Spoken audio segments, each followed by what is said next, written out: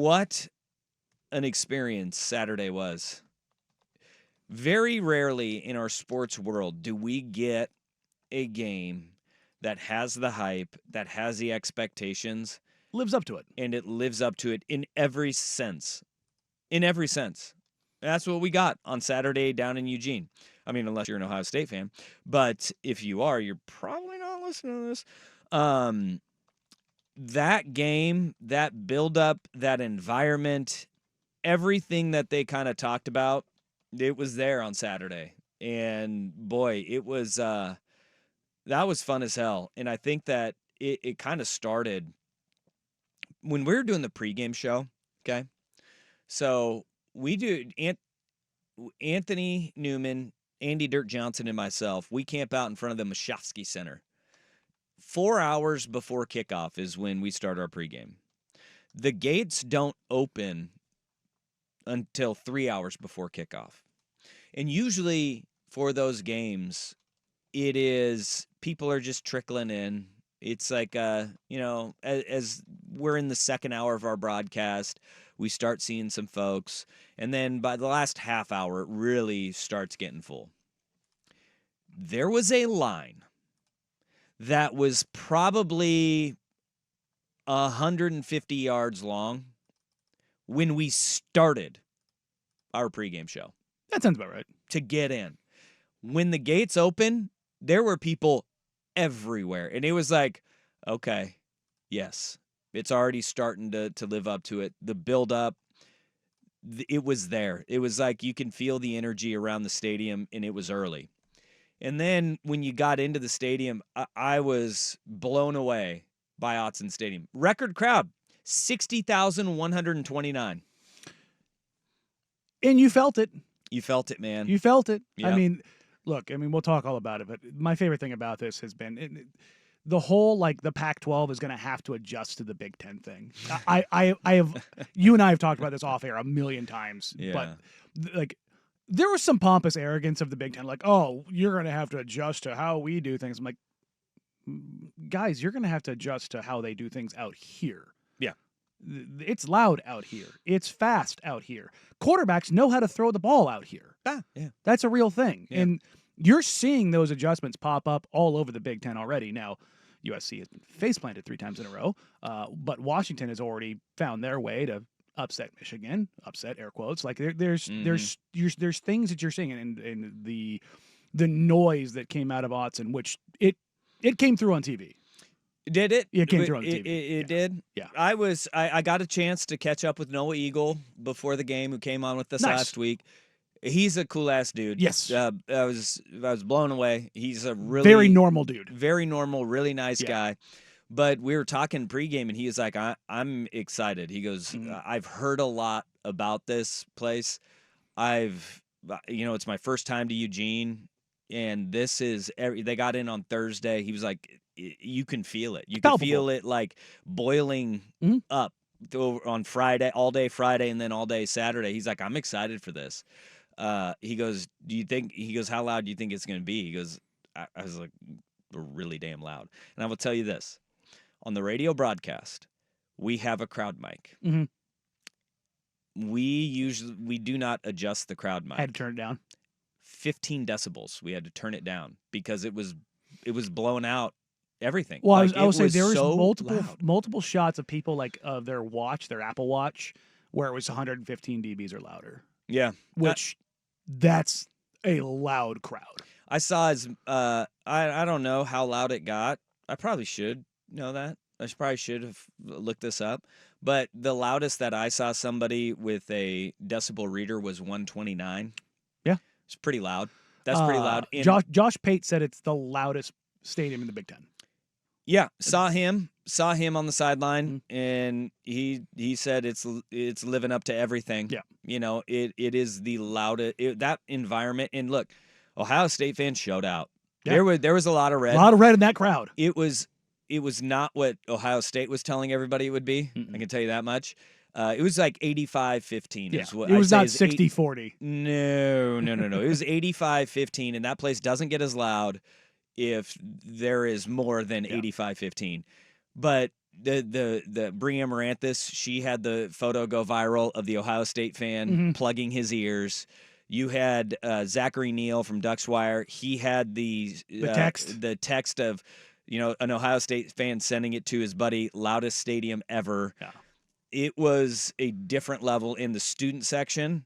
They didn't stop. They made their presence felt. Like they are the reason why it was as loud as it was. Like when you would go down to that end of the field, which was the end of the field that Ohio State was going towards at the end of the game, it was so loud down there. Like you could not. That the game was close in that there weren't too many haymakers. It kept the crowd in it the entire game. Yeah, I mean, yeah. I thought it was a game full of haymakers, but it was like, pushing the game one way or the other. No, yeah, it was close. The entire time, man. And that made the environment that much better. There were times in lulls where it was like Ohio State's getting some momentum. They're moving the ball, and we're going to break the game down in what Oregon's defense was able to do, but the momentum swings in that game kept everybody in it, and that's the heavyweight fight we wanted. That is exactly, it lived up to every bit of the build up, the anticipation, everything that all of the fans on both sides could have asked for. They got it. And I saw James Crepea, the Oregonian. He had the TV numbers today, and it averaged, I believe it was 10.3 million, which is the biggest game on NBC since Ohio State Penn State a handful of years ago. On ABC. It's the biggest Big Ten primetime game since 2008. It peaked at 13.4 million. Yeah, I wonder if old Mickey Mouse regrets getting off that game. Is it the trade? Oops. The trade? Yeah, because probably wish he had that trade. Yeah, now. because remember they swapped it for Ohio State, Michigan. Yeah, which doesn't look. It's still a great rivalry game. It did not have that. It's not going to have anywhere near that juice. God, that game had a little bit of everything. Yeah. It had the good, the bad, and the ugly. Imagine how many more people would have watched it if it wasn't going up against Ole Miss LSU too, which was also a decent game. Not as good as this Oregon. It was a great game. It was also like 5 hours long. Yeah, but they do it in the South. That point though, they did peel some of the viewers off because the SEC is addicted to SEC football. Pow. But Oregon, Ohio State, it lived up to it, and like this texture too on the Vancouver Ford text line 503-864-6326. I don't like it when we do the blackout crowd. Green or yellow pops. The black made the Ohio State red stand out in the crowd. It did. Yeah, I said that is when I saw the Ducks come. When I saw they were wearing their blacks, they're cool and all, but I particularly with Ohio State, I wanted to see a traditional color matchup. Yeah, I wanted to see a traditional color matchup. Yeah. Like give me green, give me yellow.